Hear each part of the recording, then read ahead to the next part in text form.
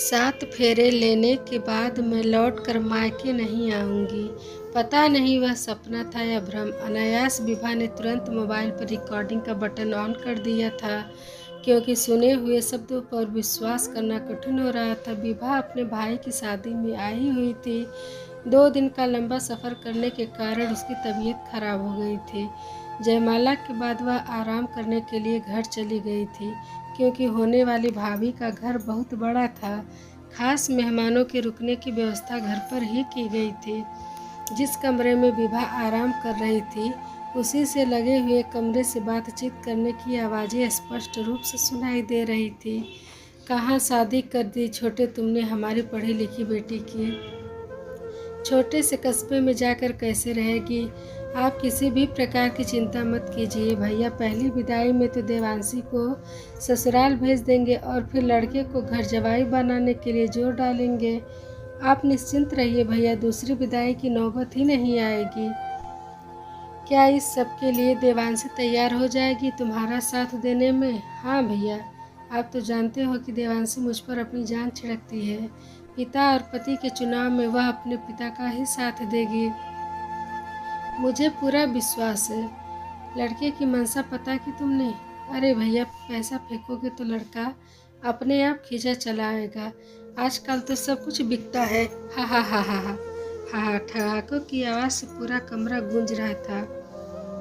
यह शायद देवांशी के पापा और लंदन वाले चाचा आपस में उसका भविष्य बैठकर तय कर रहे थे, जिसमें विभा के भाई अरुण और उसके परिवार वालों की मर्जी उन लोगों के लिए कोई मायने नहीं रखती थी।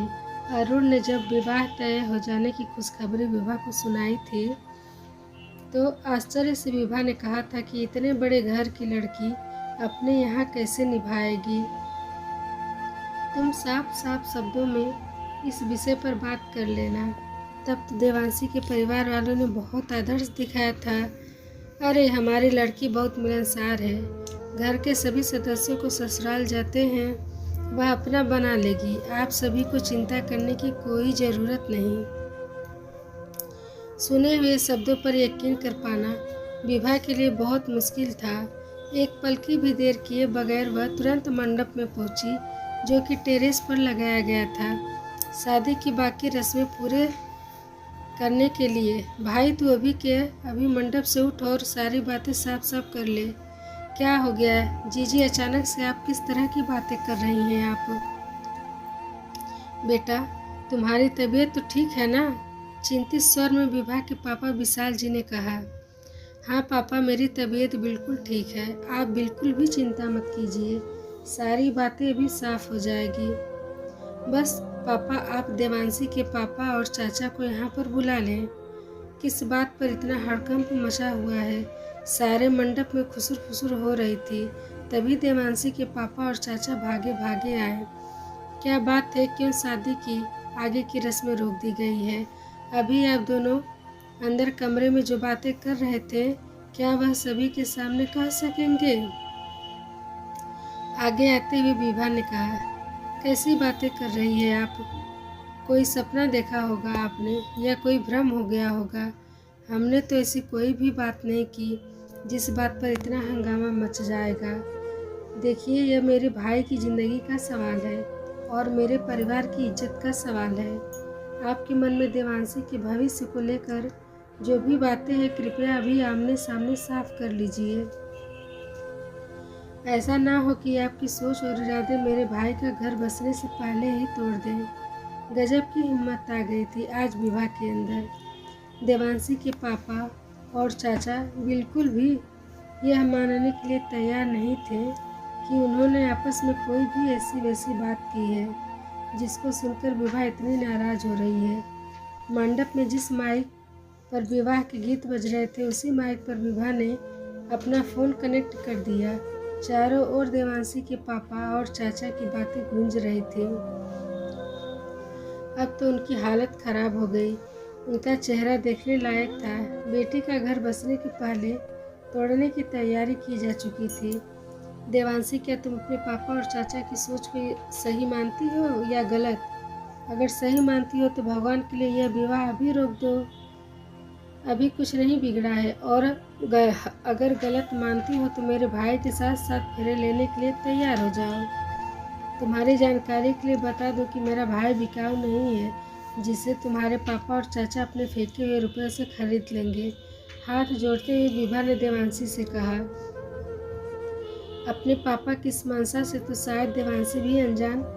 फिर वह गलत बात को कैसे मानती, क्योंकि सगाई के बाद से विवाह मंडप तक आते आते अरुण के लिए मन से तो समर्पित हो ही चुकी थी। उसकी आंखों से आंसू बह रहे थे। सब कुछ इतने अच्छे से हो रहा था।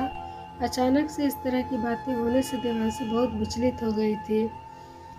सही कहा पापा, अपनी दूसरी विदाई की नौबत नहीं आएगी, क्योंकि अगर आप अपनी बेटी के लिए ऐसा सोचते हैं तो 7 फेरे लेने के बाद मैं लौटकर मायके नहीं आऊँगी।